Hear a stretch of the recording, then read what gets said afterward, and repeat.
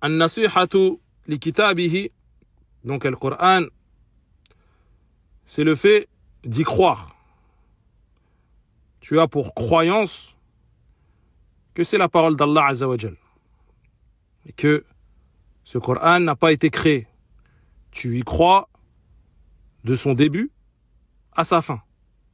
De la première lettre de Al-Fatiha à la dernière lettre de Surat An-Nas. Même si tu n'as pas tout compris, tu y crois. C'est la parole d'Allah.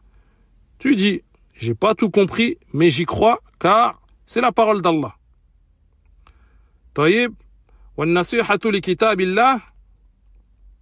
النصيحة لكتاب الله, c'est reconnaître que c'est un livre parfait, sans le moindre défaut. طيب. Et bien sûr, quand on dit le Coran, As-Sunnah, elle vient avec. Taba'an. Et ce Coran, il doit être mu'azzam, il doit être vénéré, honoré. قال عز وجل ذلك ومن يعظم شعائر الله فإنها من تقوى القلوب. Allah il dit dans ce verset, quiconque vénère les emblèmes de l'islam, et certes cela fait partie de la piété des cœurs.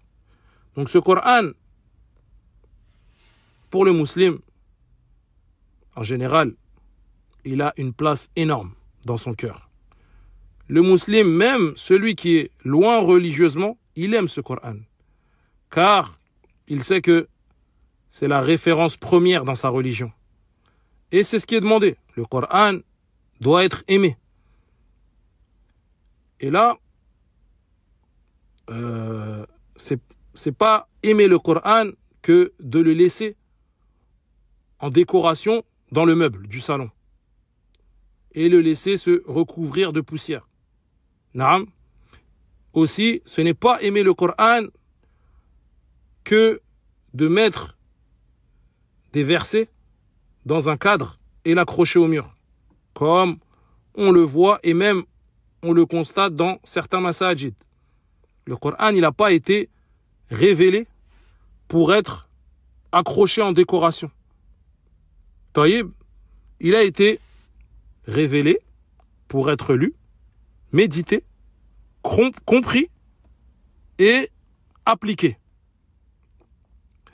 Aïcha, radiyallahu anha, elle a été questionnée comment était le comportement du prophète sallallahu alayhi wa sallam.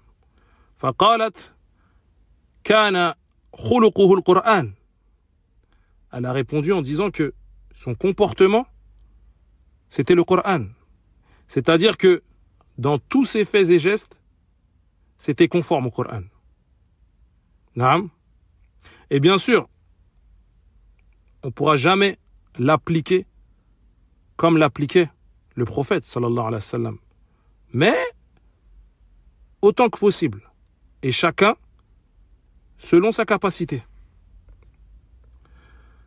Et normalement, juste en apparence, celui qui mémorise le Coran, l'applique comme il peut, ça sera visible sur lui. Et ça se verra dans son attitude, dans son allure, dans sa tenue. Il ne sera pas comme tout le monde. Et pour les autres, il sera une da'wa, juste parce qu'il renvoie comme bonne image. Et aujourd'hui, on remarque combien sont ceux qui le mémorisent, ce Coran, avec les règles de tajwid précis.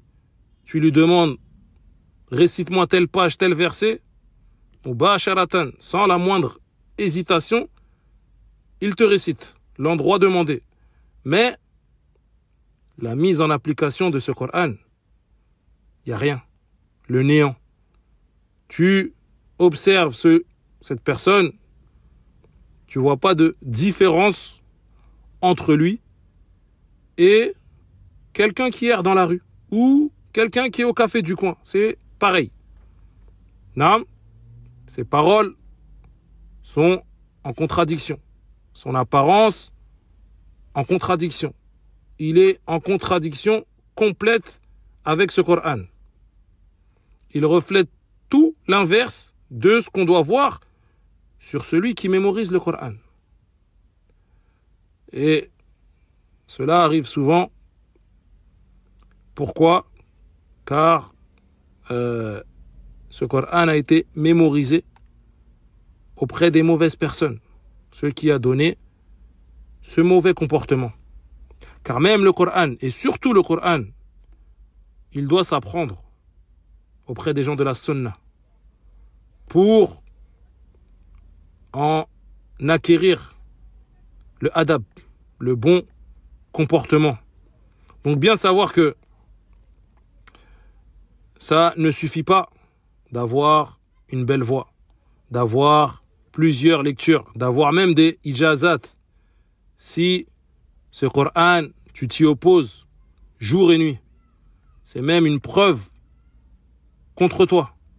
قال النبي صلى الله عليه وسلم القرآن حجة لك أو عليك.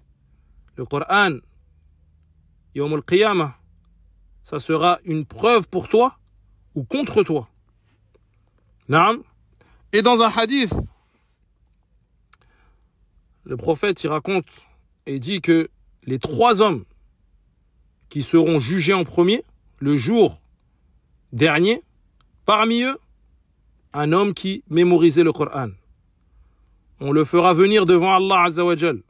Et Allah lui rappellera ses bienfaits qu'il reconnaîtra. Alors Allah lui demandera, qu'as-tu fait des bienfaits que je t'ai accordés? Et il répondra, cet homme, j'ai appris ma religion et je l'ai enseigné aux autres. J'ai mémorisé le Coran pour toi. Et Allah lui dira, kadhabta, tu as menti. Tu as appris ce Coran afin que l'on dise, tu es un savant. Tu as appris le Coran afin que l'on dise que tu récites bien le Coran. Faqad qil. Et tout cela a été dit. Et par la suite, il sera ordonné de traîner cette personne par le visage et il sera jeté en enfer. Wal'iyadhu billah. Et ce hadith, c'est une grande menace.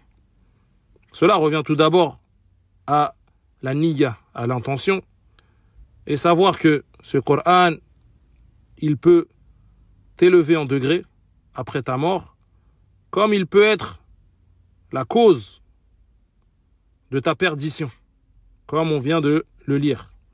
Et cela revient à toi et comment tu l'utiliseras. Naam.